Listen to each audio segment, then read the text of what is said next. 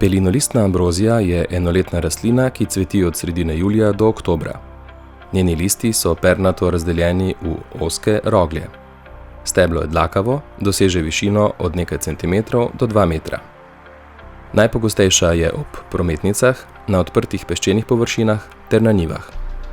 Razširjena je po celi državi, najpogostejša je v Prekmurju in ponekod na Primorskem.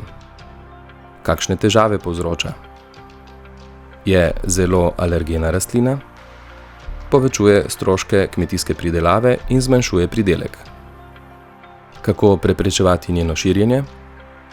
Z rednim obdelovanjem strnišč in z vzdrževanjem površin ob njivah.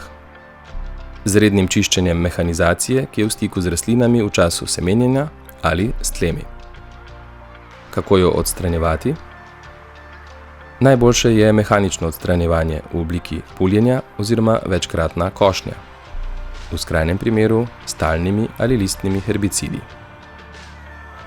Kako ravnamo z ostanki? Necvetoče rastline lahko kompostiramo, podorjemo ali jih sežgemo na dovoljen in varen način. Cvetočih rastlin z razvitimi semeni ne odlagamo na kompost.